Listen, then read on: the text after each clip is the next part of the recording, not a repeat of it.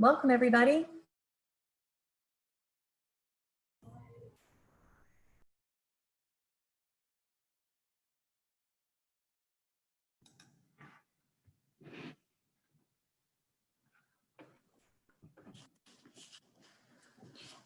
Hello, I'm Kathleen Waymeyer, a member of the Oklahoma Transition Council. I am the Secondary Coordinator for Special Services for Owasso. Thank you for attending.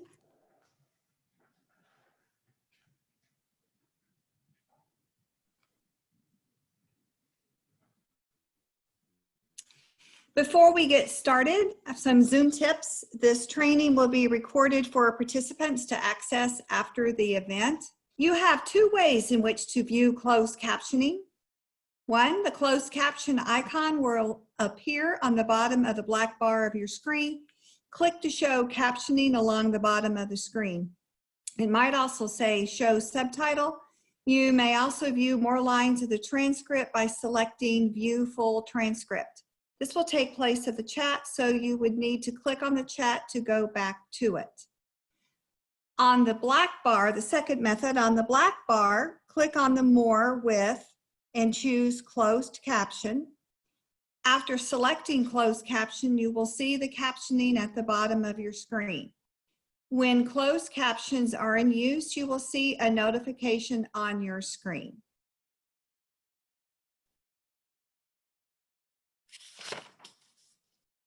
Optional. If you need to adjust the caption size, click on the arrow next to the Stop Start Video and choose Video Settings. Click on Accessibility, move the slider to adjust the caption size.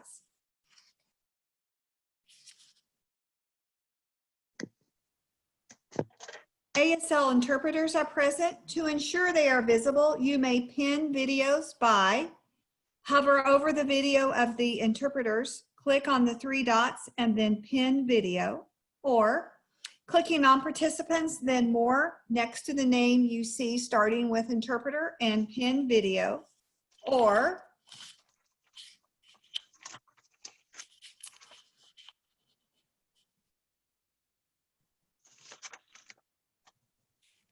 audio.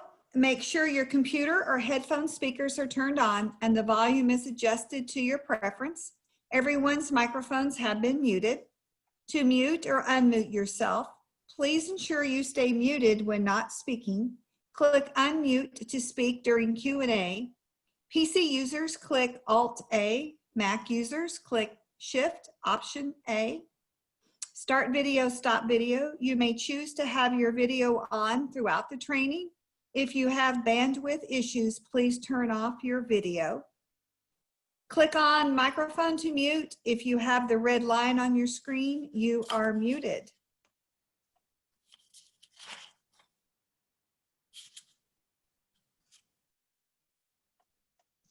Chat window. Type in the chat to share your questions and insights and to let us know if you are having any technical difficulties. Click on panelists and attendees to send your message to everyone. Click a specific attendee to send a private message to an individual. To adjust your view, you are in control of your viewing experience in Zoom, but we have some recommendations below for the best experience. Exit full screen mode, top right button or view options, drop-down menu is exit full screen, enable side-by-side mode, view options drop-down menu. Click on speaker view to only see current presenters video, or gallery view to see videos of all participants, top right button. Click on the chat after exiting full screen mode to pin to the right side of the screen.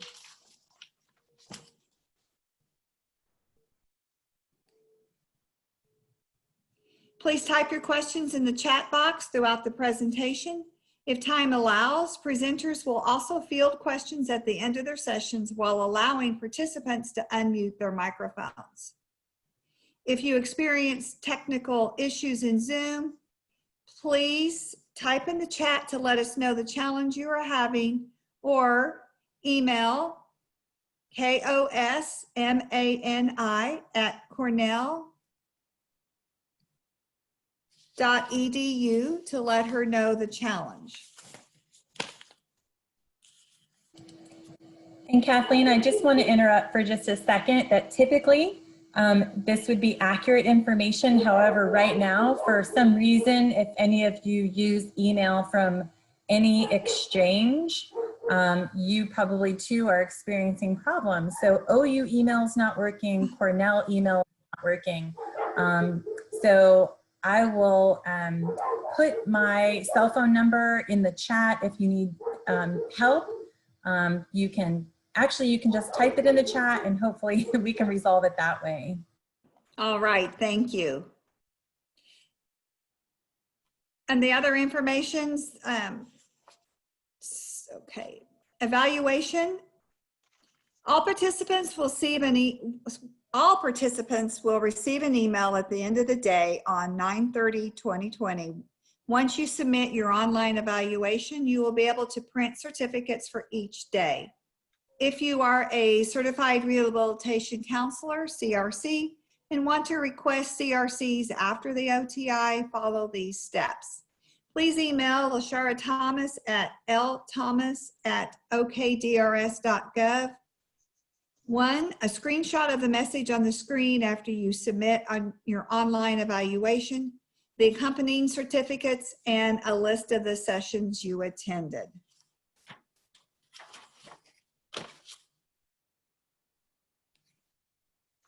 We have a big thank you to our sponsors, the Oklahoma Rehabilitation Services, the Oklahoma Family Network, Oklahoma Able Tech, the Oklahoma Division on Career Development and Transition, and Pathways Adult Learning.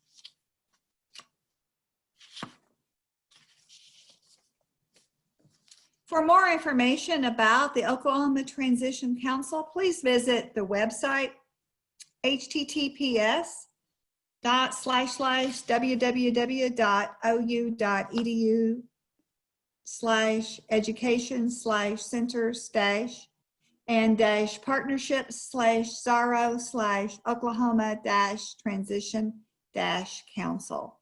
Please follow us on social media. Thank you.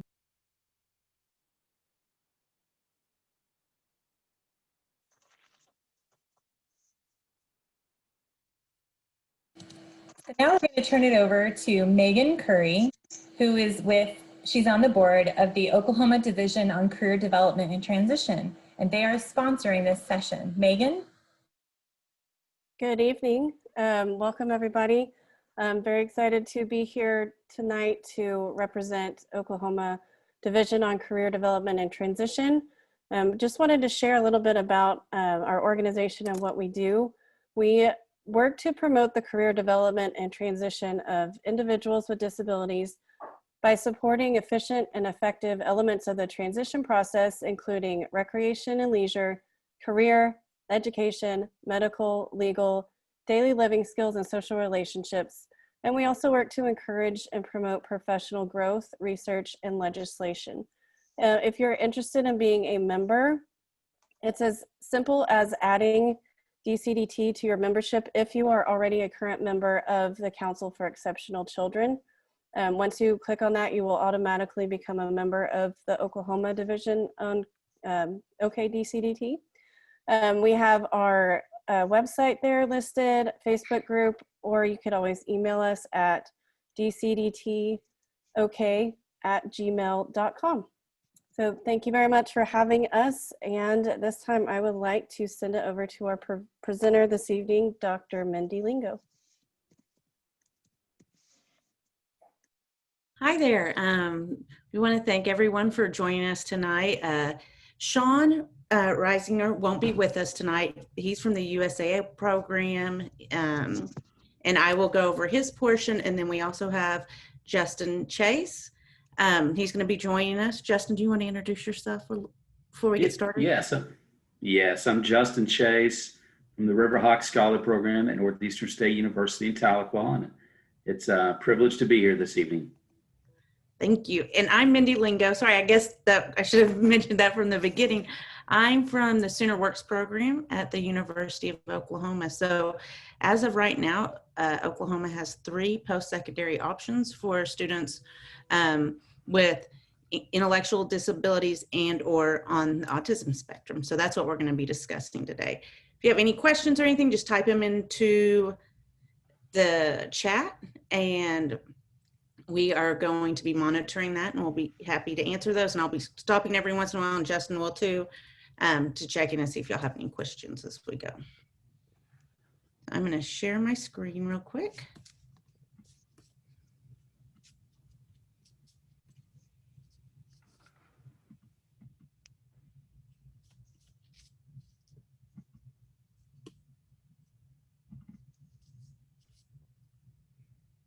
Can you see the screen? It always makes me nervous to see.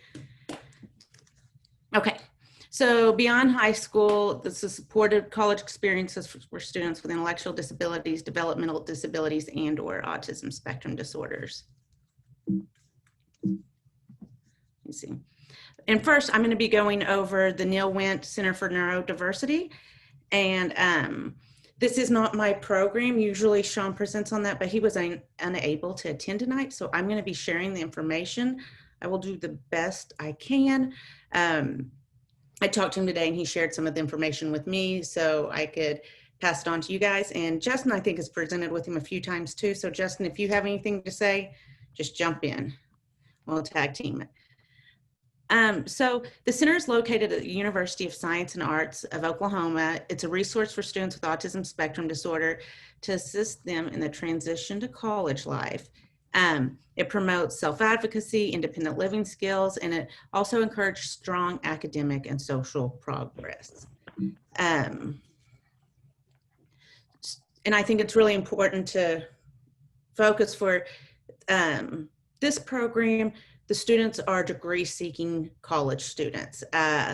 They go through the same admissions requirement that every other student at the college goes through. And the students are enrolled in no more than 12 credit hours during their first semester. And they're all working towards their bachelor's degree. They have faculty advisors, and that's staff advisors that are from the students' majors, and they're all trained to work with the students. So they have that one-on-one assistance from actual faculty in their field, which seems to be really beneficial for the students, and it keeps them on track. They also have social coaches, and the social coaches are students that have been trained that are from the university, and they're there to get them more involved, like doing extracurriculars, helping with tutoring, time management, self-advocacy. So these are paid jobs, and the students have been trained to work with them. The social coaches facilitated structured social opportunities. They're available at common times such as meals, facilitate the new social connections, and assist with social concerns and questions. So they're kind of like a peer mentor for each of the kids. And my understanding is they're not paired one-on-one. They kind of work in groups, and so the students are exposed to more social connections.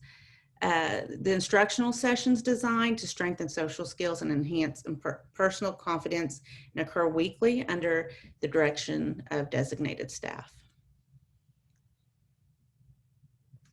So a big component of their program is residential support. All the students live on campus, and they live in apartment style housing under the supervision of a trained residential support assistant.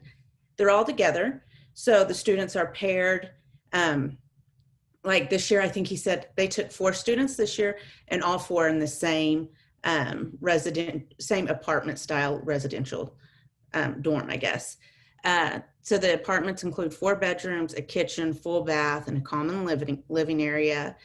And then they don't have RAs living right in the room with the students, but the RAs have been trained and they have access to them at all times. The RAs help provide oversight, peer modeling, and interventions in support of daily living, social, and academics.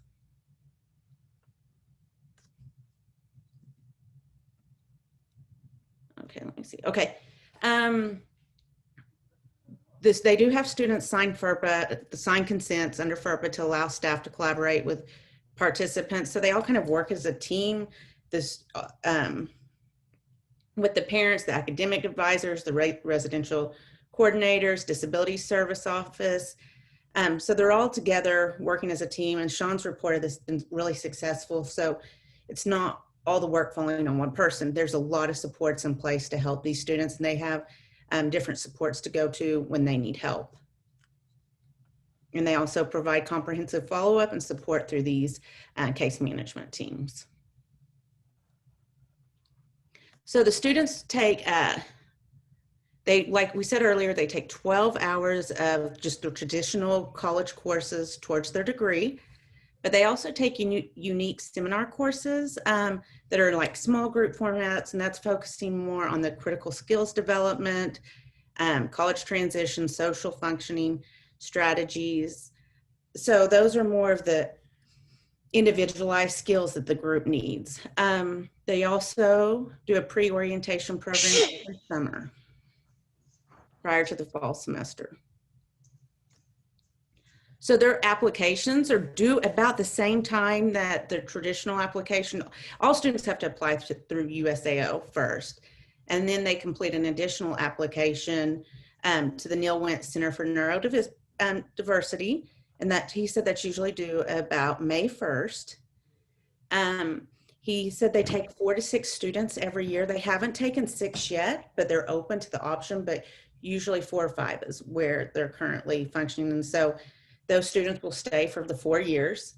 And so every year they're taking 4 to 5 more. The cost of the program is, it's going to be the traditional cost to go to USAO, their tuition, room and board, and all of that, and then an additional $1,000 program fee every semester. So it's $2,000 a year on top of whatever they're paying in college tuition and room and board.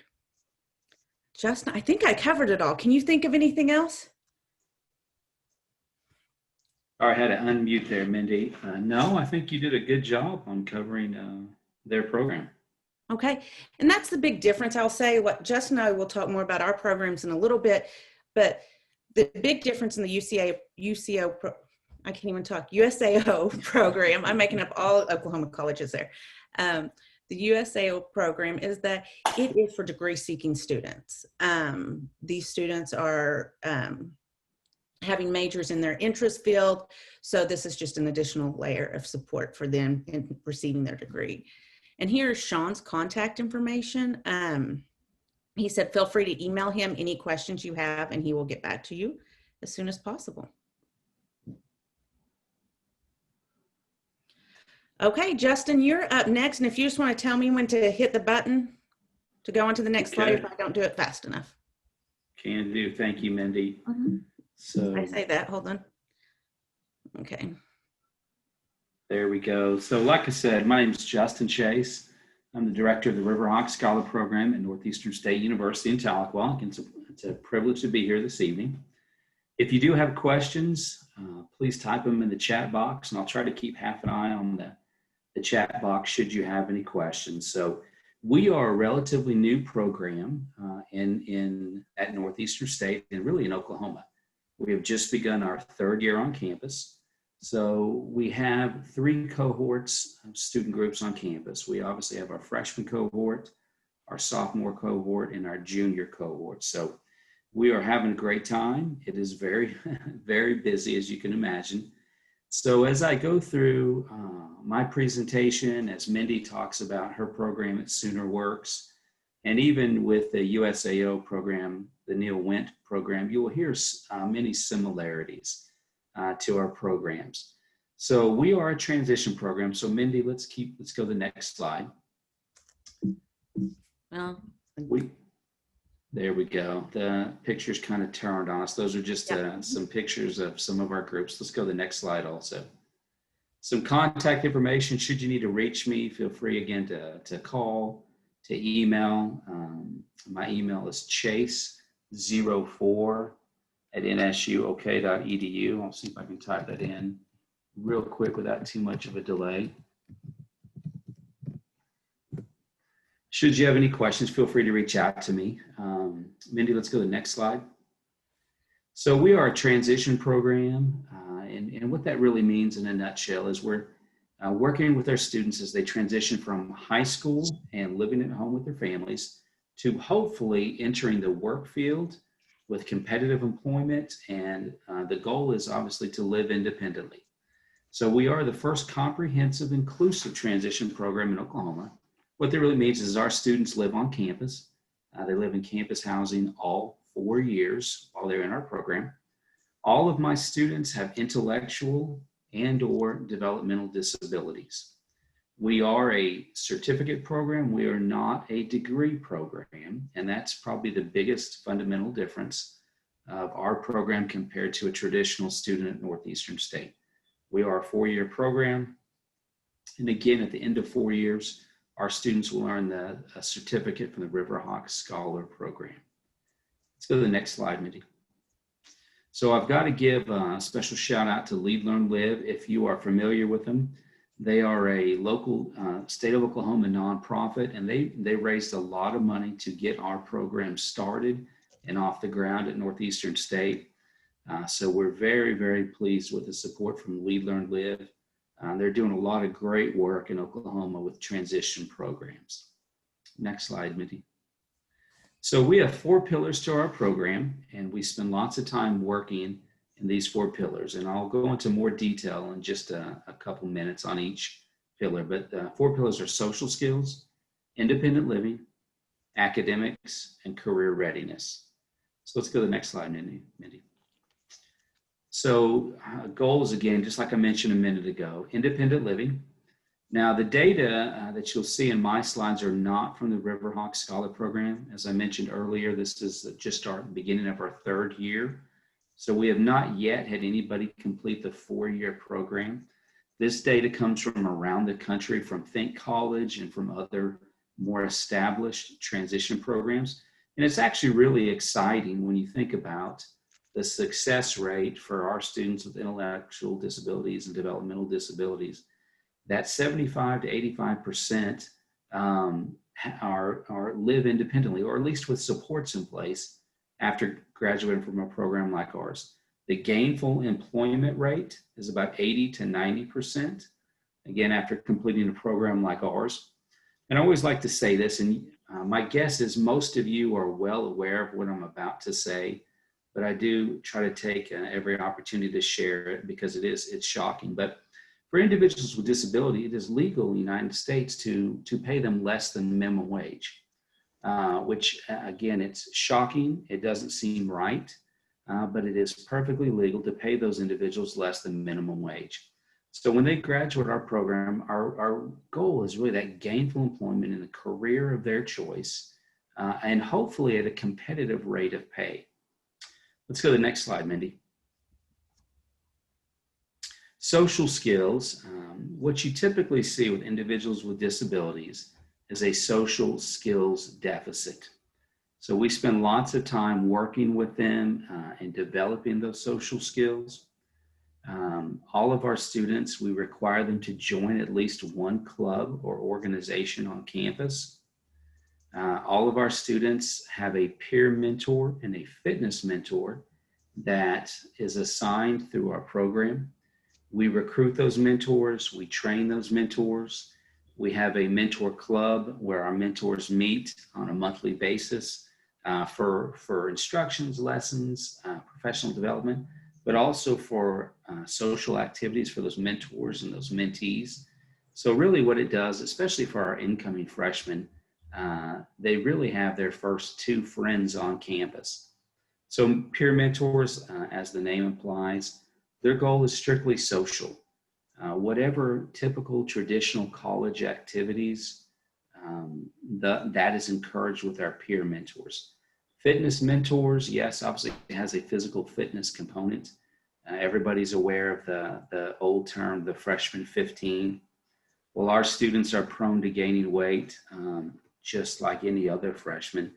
And so fitness members do have a physical fitness component to it, but really it's a second traditional college student that they get to spend time with.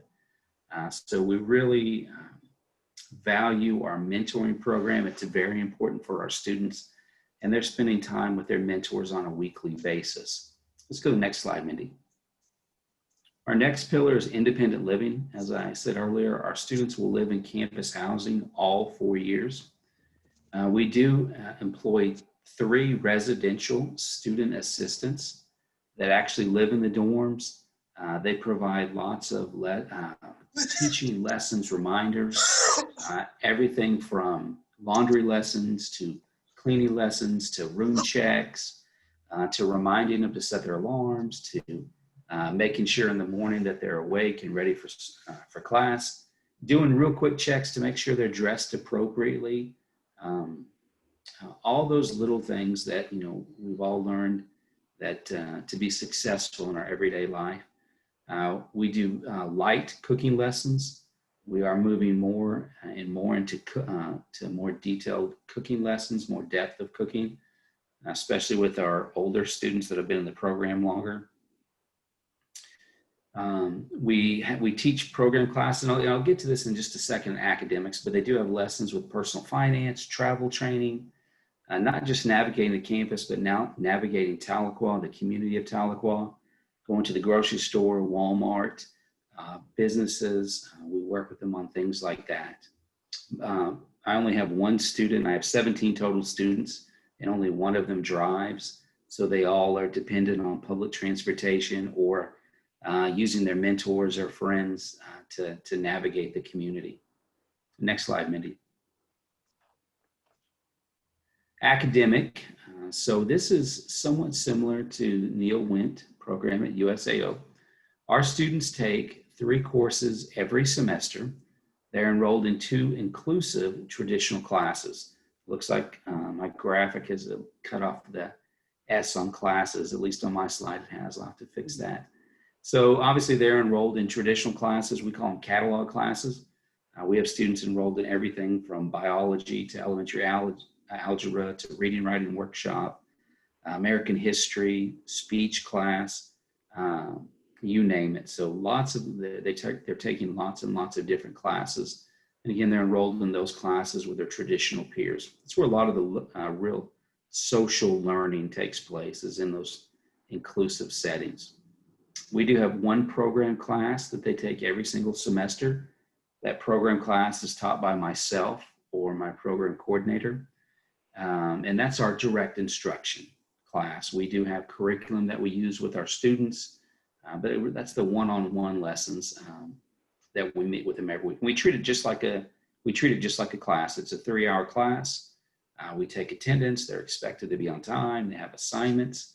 Our university uses Blackboard, so in our program classes, they have to submit or upload their assignments via Blackboard. They check it for grades, you name it. So that is an important part. All of our students also have an academic tutor. We actually call them education coaches more than tutors. And we do that because the name tutor implies we're going to help you pass this test or this class. But the term education coach really implies a lot more than that. Education coaches are coaching them to be successful college students from the little things. For example, showing up on time, being prepared with their textbook, their writing utensils. Sorry. Yeah, their notebooks or their laptops if that's required for class. So education coaches meet with them every week for about 3 to 4 hours every week for their tutoring sessions. They get to know our students really, really well. We're super, super pleased with our academic tutors because they're really that first line of assistance in the academic area. Our academic tutors communicate with their students, professors every week. And so every week there's communication going on back and forth between the tutors and the professor of their student. So, and our professors, obviously we train our professors. We work with our professors on assistance from accommodations to modifications to all those kind of things. Our students also meet with advisors to plan their classes, to choose their area of concentration. So because we're not a degree program, our students don't technically have a major. We do call it an area of concentration. So we've identified at this point 5 different areas of concentration they can choose, but it really looks and acts much like a major. There is an academic plan that they follow, and they take those classes for their area of concentration. Next slide, Mindy. Career readiness. So because our goal is that they'll be gainfully employed at the end of their 4 years, we have 7 separate internships. First 2 years, internships are on campus, and our students work anywhere from 8 to 12 hours a week. They do have supervisors in those intern locations, and so they have the full gamut of work responsibilities. We currently have students working all over campus, housing department, fitness center, athletics department, auxiliary services, the IT department, library, archives, College of Extended Learning. So we've got students, again, all over campus. And that's where they learn these really valuable soft skills and employer expectations on what it takes to be successful. We sit down and we meet with the student and their supervisor twice a semester to review their performance and to look for ways for the student to improve. The goal is, I should say, that junior and senior year that our students will move off campus for their internships. They will work in the Tahlequah community. This semester, we did take a step back on that due to COVID-19. We had a lot of concerns from our juniors and, quite frankly, their families about the safety or the dangers of COVID-19 in the community. We know on the university campus, we have some pretty strict and rigid COVID-19 protocols. So as a program and working with our junior students and their families, we decided to keep them on campus for their internships this semester. Quite frankly, it's a little bit too early to tell if in the spring semester, if they're going to be in the community. We have to see how things progress a little bit before we make that decision. Again, we also work with our students on financial literacy. What I did mention earlier is our student assistants teach Sunday night lessons. And that's really how we start the week. And that's taught by our residential student assistants. And one of the curriculums they teach is financial literacy. Our program class that I teach or my program coordinator teaches, we do have a personal financial literacy class that we work through for a semester. Next slide, Mindy. So, and really those are the 4 pillars that we work with. And we're going to skip to some of these slides. I don't want to take too much time. I want to give Mindy plenty of time to work on this. Now, there was a question that came up, the 5 areas of concentration. That's a great question. So again, keep in mind they mirror typical majors. So we do have an education area of concentration. We have a business area of concentration. We have a fine arts area of concentration. We have a general studies. Several of our students, quite frankly, their career goals don't line up with a traditional major. So we have general studies. And I think I'm forgetting our 5th one, art is our 5th area of concentration. Several of my students are really interested in art, and those have been some great classes for our students as well. So in a nutshell, the reason we do this is because we value making college education accessible for everyone. We really believe with the right supports that all students can be successful at NSU. Let's go to the next slide. And I think, so some questions. And again, I'm going to try to skim through a lot of these. Our students do receive grades.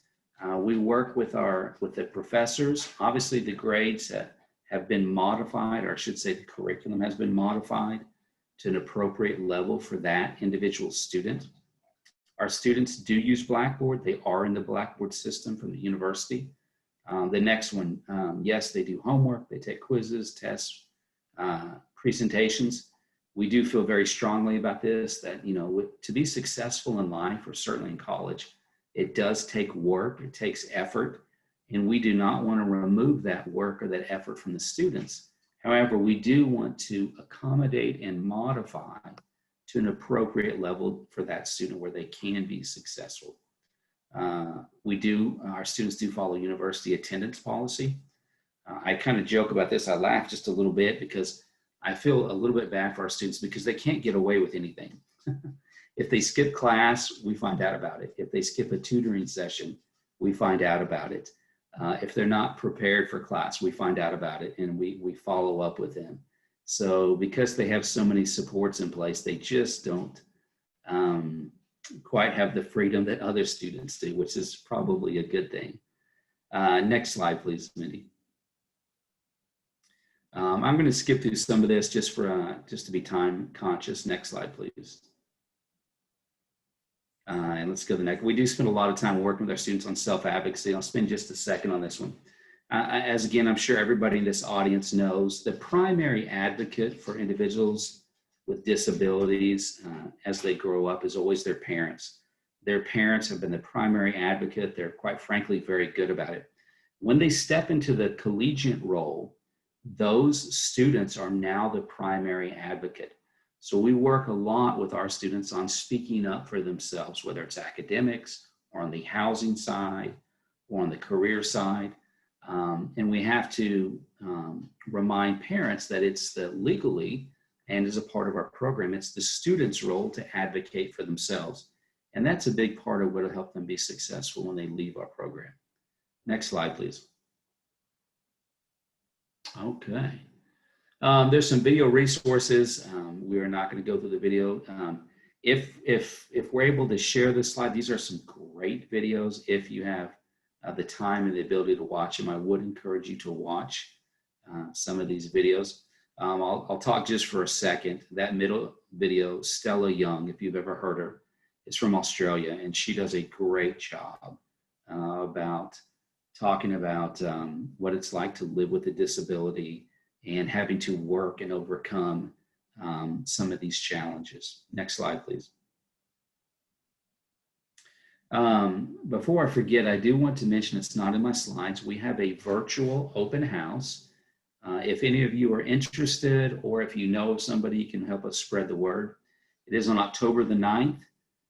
It is on our social media page. So if you go to Northeastern State University's webpage and just search for RiverHawks Scholar Program, it'll bring up the information about our virtual open house and how to sign up. And so for those families, for those students that want more information, that's a great way to find not just more about our program, but more about the university. Quite a few of our departments will present in our open house. So we are excited about that, and that's coming up here really very quickly. Follow us on social media.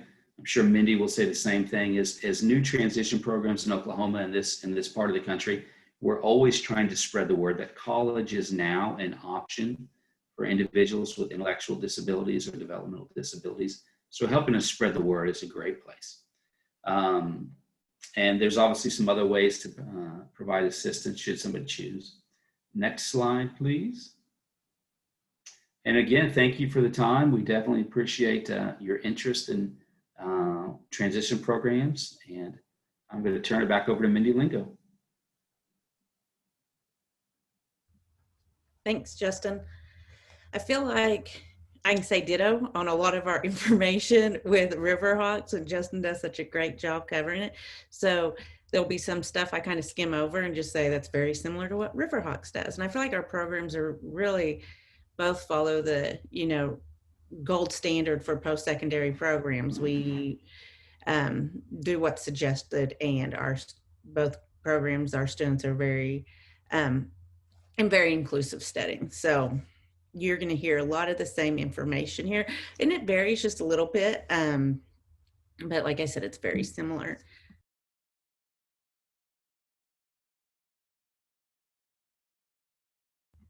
Okay. Did you guys just hear any of that? Yes, I can hear you, Mindy. Okay. Yes, we heard your intro. Okay, thank you. Somehow I went mute and I don't know what happened.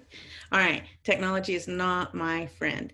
Okay, so Sooner Works is a 4-year college program at the University of Oklahoma.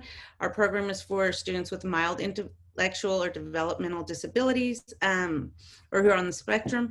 Our program we are in our 2nd year, so we have 10 students this year.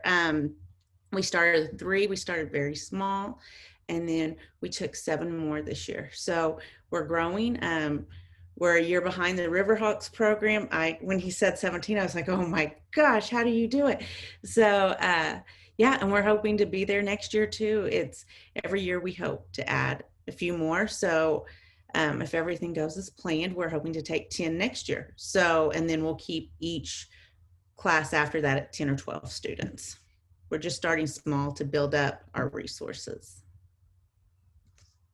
So our students, also, I need to mention that our students, ours is a certificate program, just like NSU, and our students their certificate is inclusive, independent, and community studies.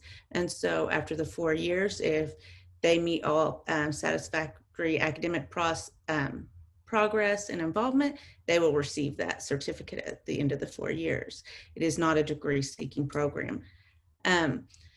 So Justin touched on this as well, but I think it's really important to show the why. Why are these programs so important? And all the research coming out and data coming out shows us that these programs are just very successful.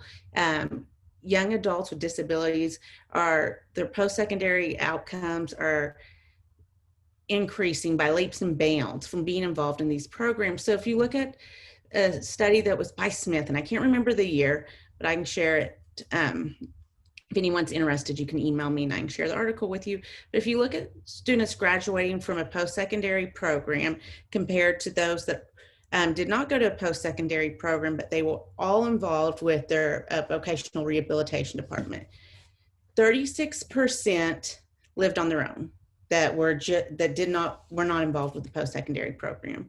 Those that were involved, 71% lived on their own. When you're looking at paid employee, it went from 38 to 78. Community engagement, and this one was huge to me. I think, so many times we focus on employment, independent living, academics, but that community engagement that falls under independent living too is such a huge component. And I think that's where post-secondary programs are doing a great job getting our kids out there, getting them involved in the community. Like Justin said earlier, not only making sure they know their transportation at the university, but how to access their community, what they need to be doing outside of their university setting. So that went from 28% to after the group's involvement with post-secondary programs, it jumped all the way to 90%, which I thought was very impressive. So OU, we focus on college, career, and university life. So our main purpose of Sooner Works is for meaningful employment and full community integration. That's really something we want to strive for, that when our students graduate, they're leaving with a certificate, but we've also set them up to live independently. We've set them up to be able to pursue a career in their job interest and also help facilitate finding jobs for them once they leave our university. So at OU, we have the Sooner Works program. We have our students audit 2 to 3 inclusive OU courses per semester. So that's usually, they're taking, depending on how many hours the courses are, it's usually ranging anywhere from 5 to 9 hours. Especially for our new incoming students, we see less hours. So most of our incoming students are taking about 6 hours right now, where our sophomores are taking closer to 8 and 9 hours. So these are classes the students are attending on their own.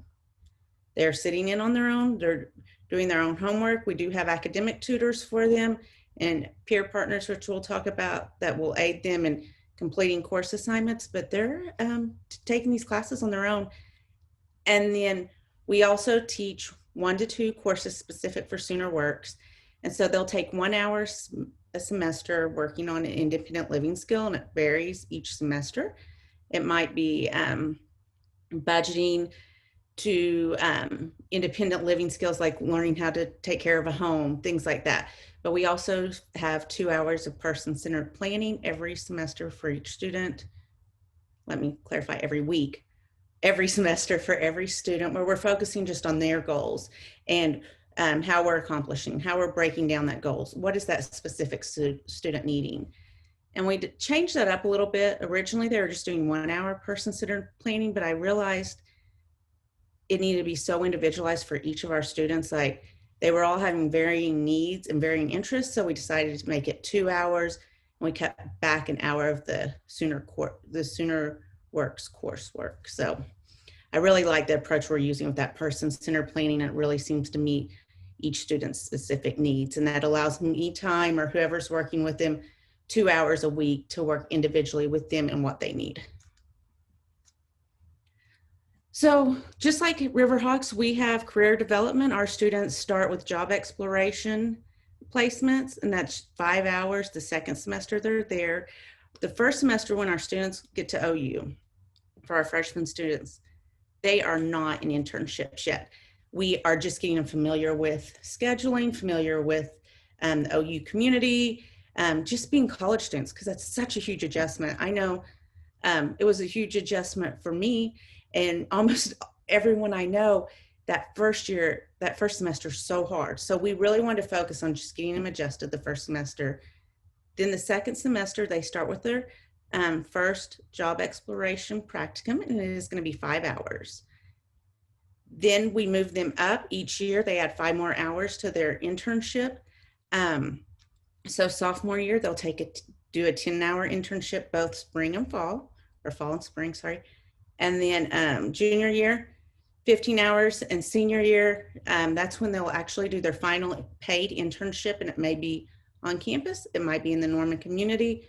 We haven't gotten there yet since we're just in our second year, but we already have community members reaching out and wanting to place our students in internships in the community. So we're really excited about that.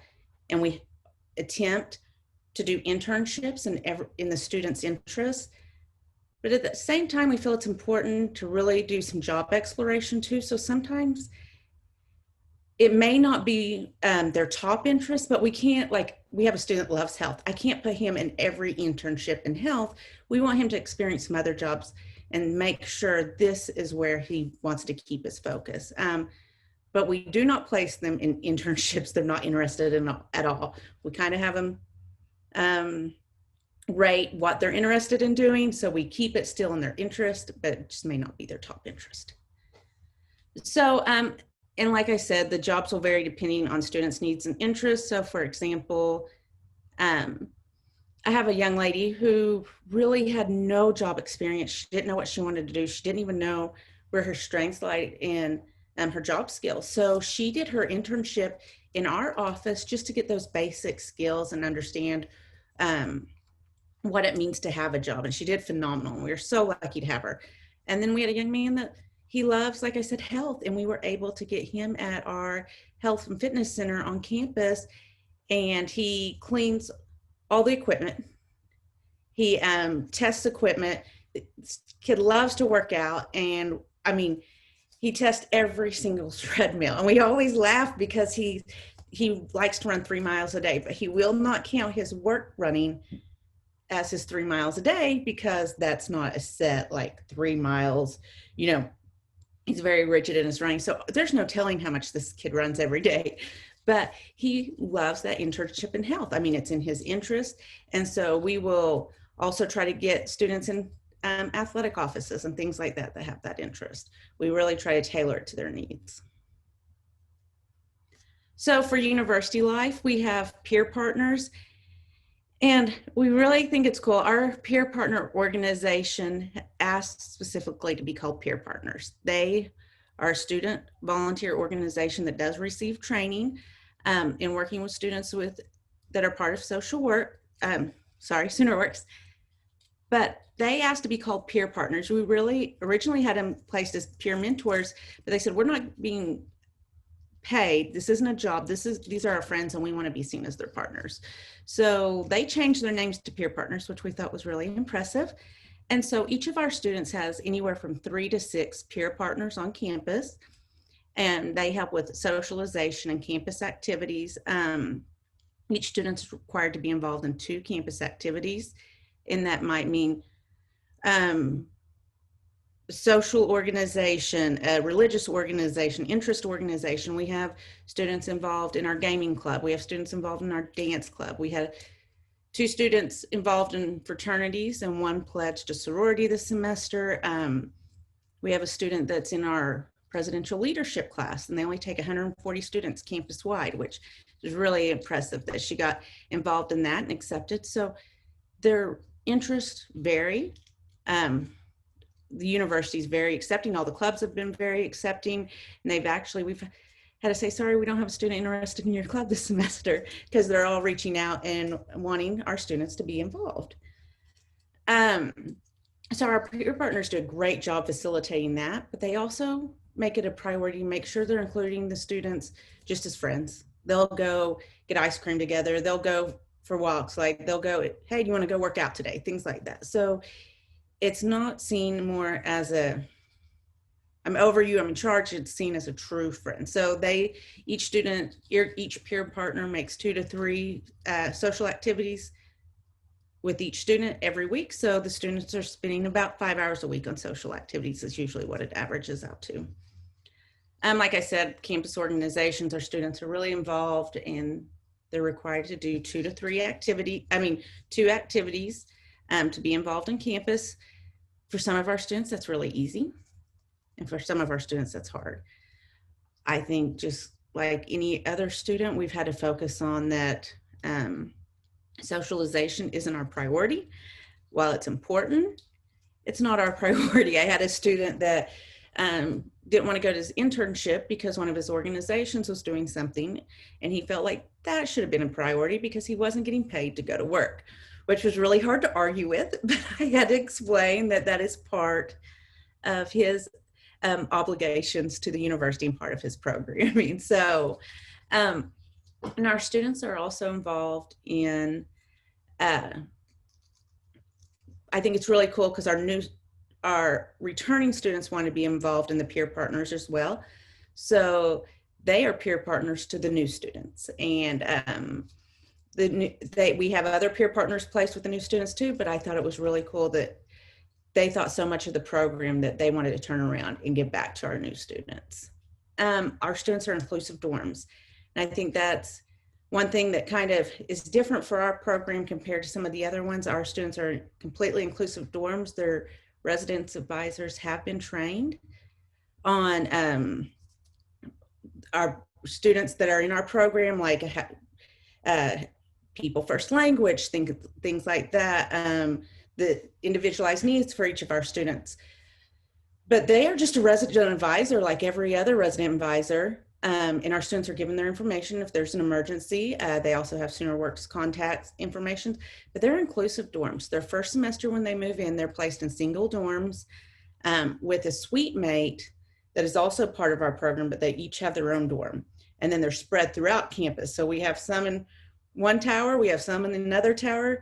So it can be a lot of work when we're going to do dorm checks, but they're spread throughout. And we thought that was really important for our program. And then if they meet all the standards of living independently, living on their own, keeping the rooms clean, doing all that, and I'm not gonna say spotless, but just clean.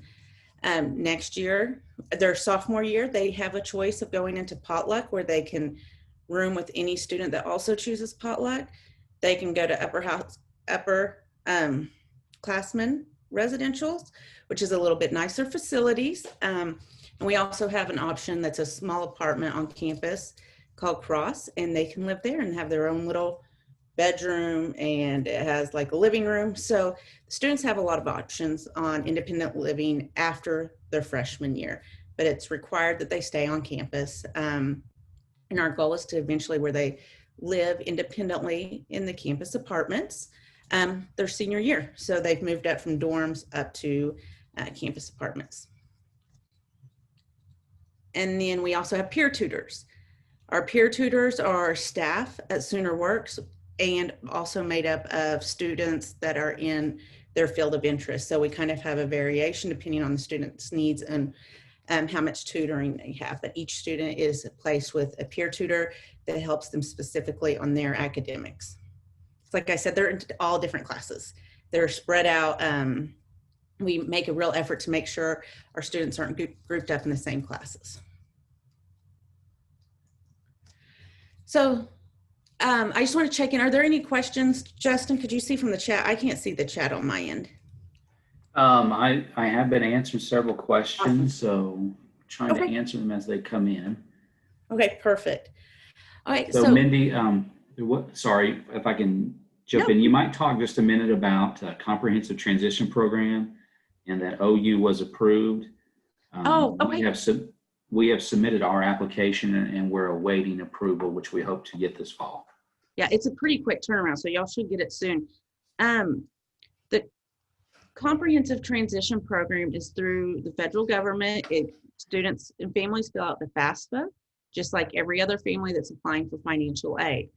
The students can qualify for Pell Grants, work study, and other grants that are offered for financial aid. However, students cannot qualify under the CTP designation for student loans. So they qualify for everything else but student loans, and it is need-based. I have been cautioned, like CTP covers a portion of the programs, tuition, whatever. It doesn't cover the whole thing. We're hearing it covers, you can expect about a fourth of the program. So in each school it's a little bit different, like depending on the cost of the school. Ours is what it costs a college student to go to OU. So it's the same. Sooner Works costs what it costs college freshmen to go to OU. And I think, Justin, isn't your program very similar on cost? Our program this year is $23,500, which is higher than traditional NSU student. So I would love to say we're the same cost, but we're not. Okay. We don't actually receive any financial assistance from the university. Okay. So we have set our cost at a sustainable amount. So again, $23,500 for RiverHawks Scholar Program. Okay. And OU, ours is $30,000 a year for in-state, and that's what it costs, like I said, for an OU student to go to. I can't believe how expensive college has gotten over the years, but that's where we are. So that CTP does help, and students are also eligible to apply for outside scholarships. I know our College of Ed provided every one of our students this year with a scholarship, which was so awesome. Our students at Sooner Works are housed under the College of Education. So the College of Education provided each student with a small scholarship. So CTP, like I said, is through FAFSA. It is not handled through our program. Like Sooner Works doesn't handle it. It's actually the Financial Aid Office of OU that handles it. Mindy, can you also address the question somebody asked if the Oklahoma Promise can be used as well? This is a thorn in our side, and Justin, I think, feels the same way I do. Oklahoma Promise cannot be used for post-secondary education programs. There's certain classes they have to take, and there's like certain requirements, and I think it is for degree-seeking students. Am I correct on that, Justin? Yes, that is my understanding. We've looked into it several times. You're exactly right. It is a thorn in our side because we feel strongly that our students that qualify, obviously through the Oklahoma Promise standards, they should have access to those funds at the college level.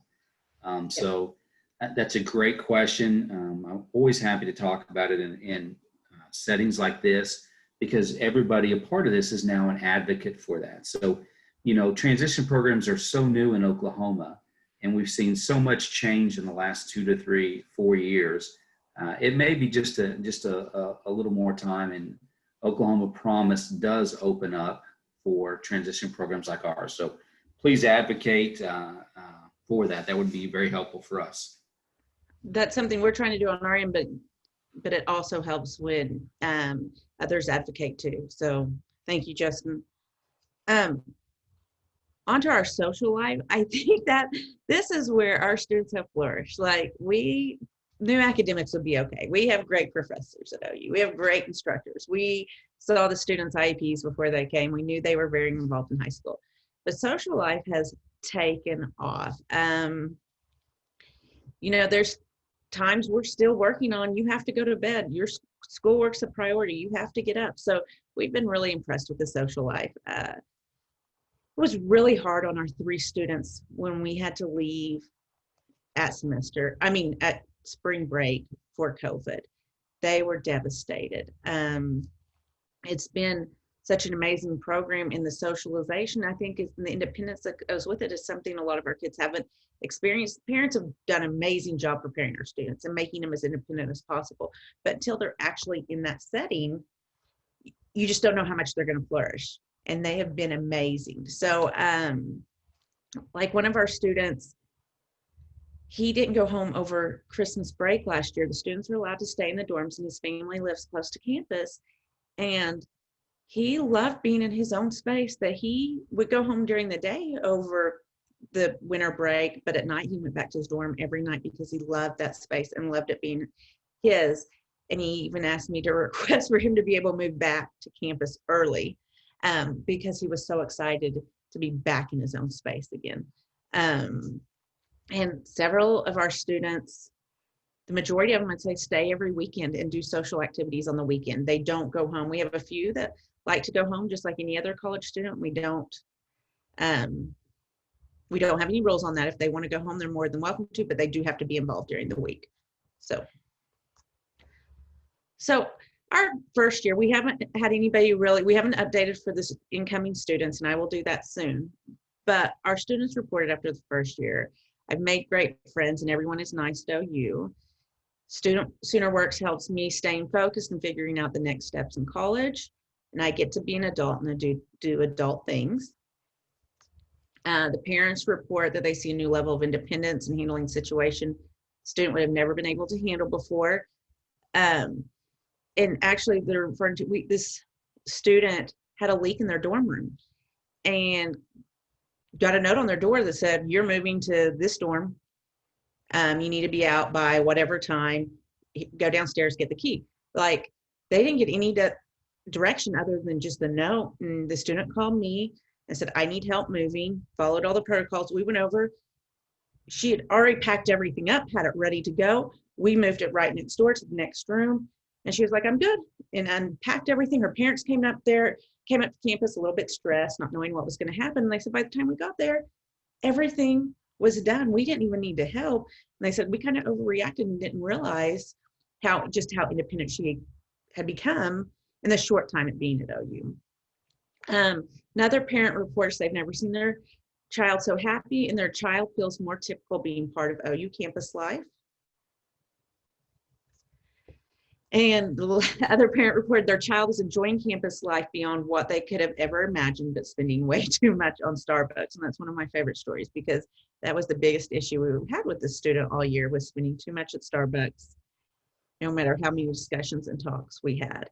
And they are not the only parent of an OU student that has reported this, I'm sure. Instructors have reported the student is working super hard and a joy to have in the classroom. Students participate daily and appear to be increasingly comfortable each class period. The students actively participate, make jokes. I feel and see he is comfortable in our class. Another instructor said, "I've seen so much growth in the few months since class started. The students are truly becoming a member of OU campus." And that is something we have stressed over and over again with our students, is they're OU students first and foremost. They just happen to participate in the SoonerWorks program.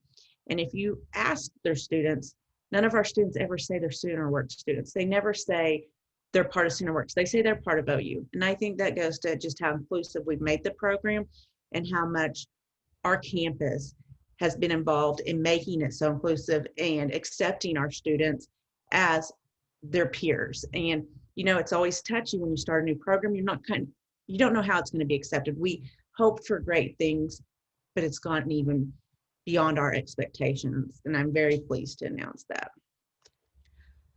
So here's our SoonerWorks contact information. Like I said earlier, or like Justin said, follow us on social media. We have Facebook, Instagram, Twitter. Here's our phone number, our email. We also have a website. Our applications are usually released the 1st of December, and then they're due February 1st. We will be having informational sessions, posted soon, but they're going to be on October 25th, November 15th, December 13th, and January 5th, and they will be just 1 hour sessions, kind of like this, informational sessions where we provide an overview of the program, classes, things like that. Parents join, students join, teachers join, and kind of learn a little bit what else they can do if they're interested in the program. So I think that's all I have to say, unless you have some questions.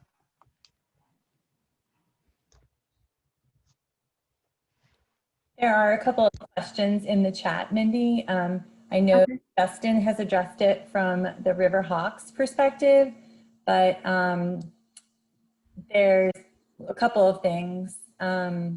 Does SoonerWorks have the same type of partnership and agreement with the Department of Rehabilitation Services to provide financial support for their clients that are in the SoonerWorks program? That's a great question. We are actually working right now.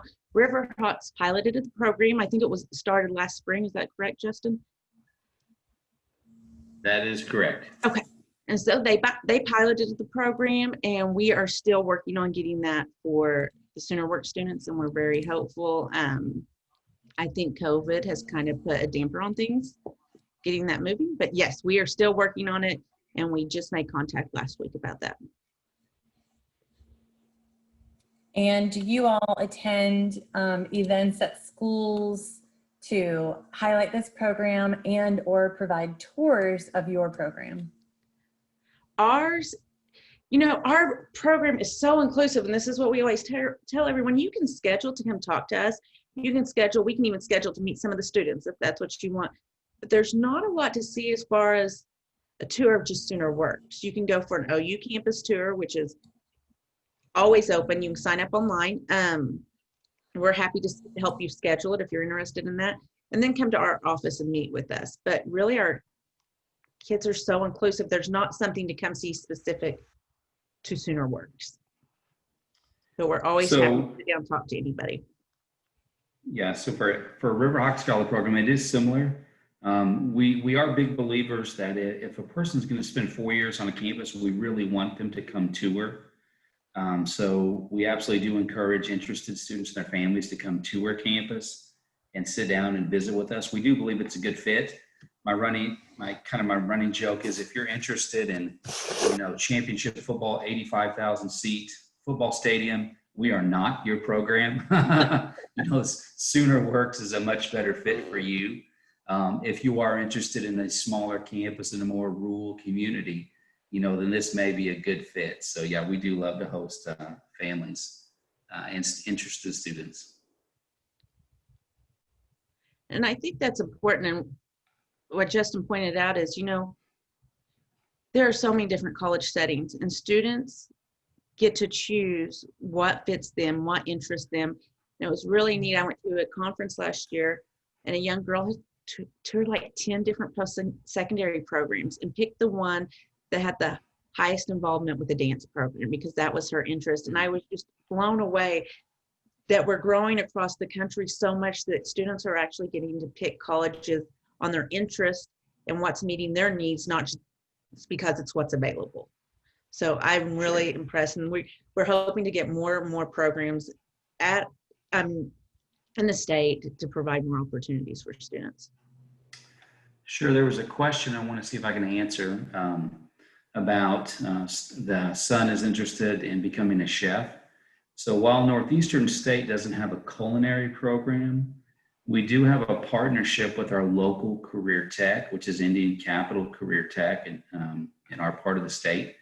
And so junior and senior year, our students, they have the option, instead of choosing an area of concentration, a typical degree type from NSU, they can take a 2-year program at our local career tech.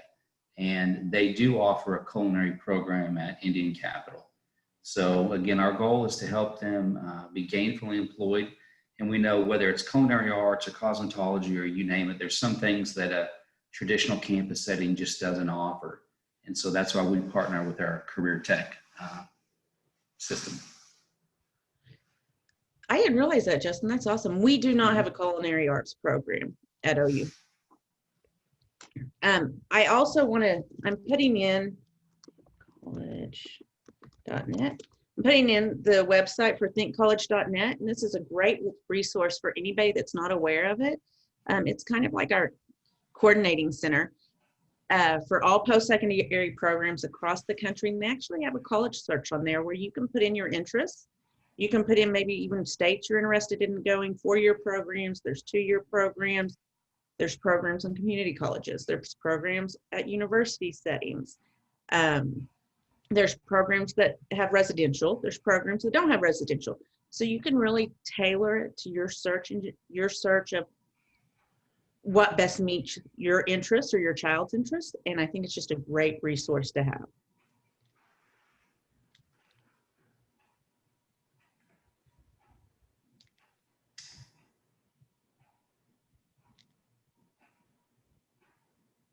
Any more questions? Justin, did you say when your applications are going to be due? No, I didn't. Thank you for asking, Mindy. Very, very similar to yours. We like to have ours in by February 1st.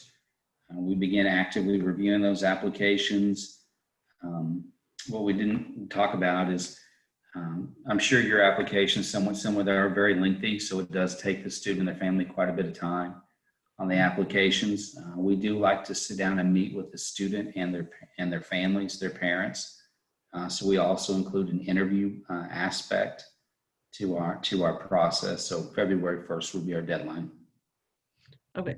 And I will say, if anybody's wondering about the application process, the applications, and I think Justin's is the same way, ours is online at Sooner Works. We will announce when they're available through our listserv. You can email soonerworks@ou.edu if you're interested in getting on our listserv.